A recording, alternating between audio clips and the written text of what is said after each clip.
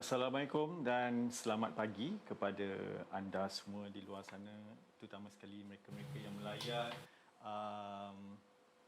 website ataupun Facebook yang memaparkan iTalk, ya, yang kita bersantai-santai, bersembang santai dengan orang-orang industri filem tempatan, ya. Dan hari ini kita sentuh tentang topik yang sangat menarik yang juga boleh dikatakan jarang-jarang kita sembang, ya, iaitu pengarahan dokumentari. Okey, dan apa kata sebelum kita teruskan dengan topik-topik ini, ya, ataupun sebelum saya memperkenalkan anda dengan panel kita pada hari ini, kita lihat dan juga kita tontonkan VT. Ada VT kan?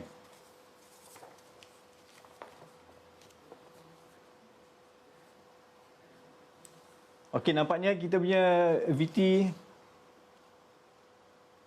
boleh. Okey, nampaknya VT belum disediakan lagi, ya. Apa kata saya akan introduce anda kepada ataupun kenalkan anda dengan nama-nama besar ataupun yang tidak asing lagi dalam industri dokumentari, iaitu panel khas kita, iaitu Encik ataupun saudara Johari Hamid, atau lebih dikenali sebagai Joe Hamid, screen name, ya. Dan juga kita ada seorang lagi panel kita pada hari ini, iaitu saudari Nur Haidatul Azian. Apa khabar saudara Joe? Alhamdulillah, khabar baik. Ya. Terima kasih. Pertama saya nak cakap terima kasih kepada Finas kerana dia menganjurkan benda macam ni, ya. Terutama untuk industri kita ni, sebab orang-orang belakang tabir ni jarang sangat orang tahu, kan. Memang orang pernah tengok kerja kita, Ya, tapi betul. nama kita mungkin orang tahu, kan. Tengok, tapi orang tak pernah. Tapi jadi dengan adanya iTalk macam ni, bagi saya menarik lah, satu benda yang terima kasih kepada Finas lah. Ya. Dengan usaha Finas ni kan. Ya. Dan dokumentari pun banyak yang kita tak tahu sebenarnya, jarang kita perkatakan tentang apa behind the scene of making of documentary ni, kan. Betul tak? Okey, macam mana dengan saudara Azian, apa khabar? Baik, Alhamdulillah. Walaupun kita masih dalam pandemik, kan, tapi kita boleh buat iTalk macam ni. Jadi terima kasih pada Finas. Okey, bercakap tentang pengkarya dokumentari ni, dia tidak seglamour macam orang-orang filem dan orang-orang drama, kan. Jadi itulah, dengan adanya iTalk ni sesuailah untuk orang di luar sana, peminat-peminat dokumentari, kenal siapakah di sebalik tabir yang membuat dokumentari di Malaysia ni khususnya. Okey, untuk saudara Joe, so Joe ada lebih kepada pengarahan, betul, ya? Pengarahan dokumentari. Dan dah banyak sebenarnya dokumentari-dokumentari di bawah arahan saudara Joe yang kita secara tidak langsung ataupun secara sedar atau tidak sedar kita tonton dekat TV, ya. Dan macam mana involvement ataupun penglibatan saudara Joe dalam pengarahan ataupun pembuatan dokumentari ini? Mungkin sebelum tu kerja sebagai apa ke, kan? Okey, saya cerita sikit lah. Saya punya background, saya bermula terlibat dengan filem cerita sebagai pengarah seni, director. Saya terlibat first kali dengan Nasir Jani, Rozana Cinta 87. Lama tu. Lama. Masa muda, baru 22 tahun, 21 tahun. Baru lepas keluar belajar awal, kan. Lepas tu apabila UA Haji Sakri balik, saya terlibat dengan dia pula. Terlibat dengan drama-drama dan filem dia. Kaki Bakar, Perempuan Isteri dan Jalan, dan Black Widow Wajah Ayu. Jadi bila saya mendapat peluang mengarah ni, saya dapat peluang mengarah dokumentari. Ia bermula apabila rakan saya juga, iaitu Zana Rashid Ahmad, dia ada satu syarikat di bawah anak syarikat Astro, FM Production.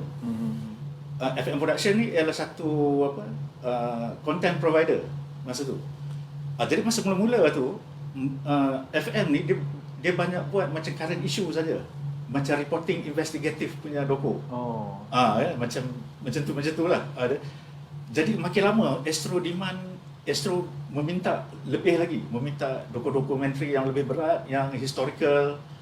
Dan bila dah sampai ke tahap tu, saya rasa tim dia kebanyakan background dia orang ni daripada broadcasting, ya. Lepas tu Zana telefon saya. Dia kata, "Jo, kau sekarang ni kau boleh masuk company dia untuk buat, sebab ada dia ada macam apa, reenactment. Reenactment lakonan semula tu kan. Doko-doko yang perlu ada lakonan semula. Jadi Zana perlu saya, dia panggil saya. Jadi saya join, start pada tu saya terus buat dokumentari sampailah hari ini. Jadi macam tinggal terus dunia drama, dunia filem cerita ni. Asal macam nak buat pun macam dah gekok lah cakap. Pelakon pun dah tak kenal kita dah, pelakon sekarang ni kan. Jadi saya selesa sangat buat dokumentari. Lagi satu, dokumentari ni dia bermain dengan fakta. Macam Yan pun tahu, kita buat research, dia sangat menarik lah, kita meneroka. Bila kita buat satu tajuk tu, kita berjumpa benda-benda baru. Macam saya buat Alexander bukan Zulkarnain. Dia ambil daripada Nabi Zulkarnain tu. Dan Alexander the Great dibandingkan lebih kurang macam tu lah maksudnya. Kita pergi sampai ke Iran, Yaman, Uzbekistan. Dan satu tim lagi, dia 2 tim. Satu tim pergi Greece. Greece dan Mesir. Jadi bila bermula buat dokumentari ni, saya tak nak patah balik. Lepas tu bila saya buat doko ni, dia menjadi. Lepas tu dapat satu peluang buat dengan Astro juga, dengan FM ni. Saya buat Laskar Senoi, satu dokumentari tentang tentera orang asli di zaman darurat dulu. Dan saya menang pengarah dokumentari terbaik di Festival Dokumentari Malaysia. Dan juga menang dokumentari keseluruhan terbaik masa tu. Wow. Itu satu pencapaian yang sangat tinggi tu kan. Untuk dokumentari Ya. Okey. Apa kata macam story Azian pula? Macam mana boleh involve ataupun terjebak dalam industri pembuatan dokumentari ni? Saya fahamkan Sir Azian more to script writing, betul? Script writing, Saya bermula dengan fiction, kan, menulis skrip khususnya drama lah dulu. Selepas itu saya ditawarkan oleh satu syarikat lah, syarikat FM tadi, untuk saya menjadi penerbit di dalam tu. Jadi task pertama saya dalam tu adalah buat dokumentari. Terus buat dokumentari, dokodrama, kan. Jadi di situlah peluang daripada FM tu yang saya dapat. Tapi masa tu saya tidak mengarah lagi masa tu, kan. Jadi di situ saya berdepan dengan macam-macam genre dokumentari yang berada di dalam syarikat tersebut. Jadi dah environment dokumentari tu memang menyalur masuk ke dalam jiwa saya. Tapi sebelum tu memang saya adalah seorang penonton dokumentari. Memang saya adalah peminat dokumentari, kan. Dan selepas itu saya mula mengarah dokumentari, dapat peluang mengarah dokumentari sekitar tahun selepas tu dah dapat peluang mengarah majalah TV dan sebagainya. Tapi dokumentari ni saya mengarah pada sekitar tahun 2011 12 macam tu. Saya dapat peluang mengarah dokumentari lah masa tu. Dan genre dokumentari yang saya dapat adalah tentang sejarah. Kan. Jadi dekat situ itulah dalam masa yang sama saya terlibat juga dengan konten, bukan setakat mengarah di dalam dokumentari tersebut.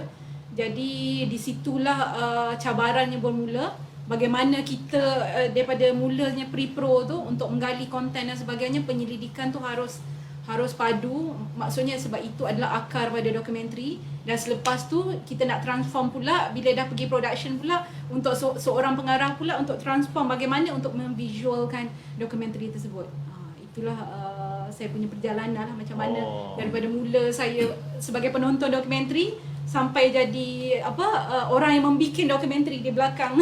Jadi purely sebelum tu memang terus involve dalam pembuatan dokumentari, ataupun ada pernah kerja lain dulu sebelum tu, ada profession lain? Ada pernah kerja lain. Cikgu ke? Maksudnya bukan di lain bidang lah. Cikgu. Di lain bidang. Cikgu kan? Kating macam cikgu. Dan lagi satu, adakah macam you buat sejarah kan? Dulu you minat macam pelajaran sejarah masa sekolah? Sebenarnya tidak, Rizal. Kan? Masa sekolah kita tak minat sejarah pun. Jadi benda tu timbul bila kita dah selalunya macam tu. Bila saya tanya pengkarya-pengkarya kita pun, minat ke topik-topik sejarah ni? Kebanyakannya tidak minat. Bila dah sampai tu barulah minat kan dekat situ kan. Saya lagi satu, bila saya dulu terlibat dengan filem cerita ni, fiction lah maksudnya. Fiction ni dia fiction dengan dokumentari, kalau kita banding ni, dia memang dua benda yang berbeza sebenarnya. Dua benda berbeza. Fiction, daripada fiction ialah, fiction ni dia imitate life.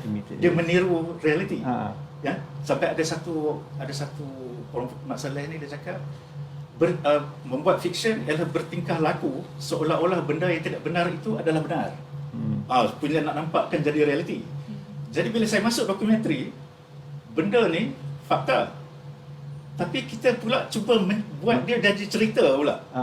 Tapi jadi saya tengok persamaan dia ialah storytelling. Storytelling. Dua-dua storytelling. Kalau dokumentari tak ada storytelling tu, dia jadi news. Dia jadi macam berita, macam melaporkan saja. Jadi beza dokumentari dengan news ni ialah news dia melaporkan saja. Ya, Perdana Menteri, contohlah Perdana Menteri merasmikan ini. Tapi kalau dokumentari kita bercerita di sebalik itu. Jadi itu saya nampak storytelling tu adalah penting sebenarnya dalam dua-dua ni lah kan, dalam fiction dan juga dalam doku yang bermain dengan fakta ni. Jadi saya rasa kan ya kan? Betul. Sebab ada filmmaker kita yang mengatakan dan filmmaker daripada luar mengatakan dokumentari filmmaker. Sebenarnya beza di antara dokumentari dengan fiction itu sebenarnya hanya garis yang nipis sahaja. Cuma bezanya adalah fakta, tapi tidak bermakna kita sebagai pembikin dokumentari tidak boleh bercerita melalui fakta tu. Kesilapan-kesilapan sesetengah pembikin kita adalah diorang memaparkan fakta tapi tidak bercerita. Itu yang bezanya lah. Maksudnya persamaan dan perbezaan di antara fiction dengan dokumentari. Dan saya setuju.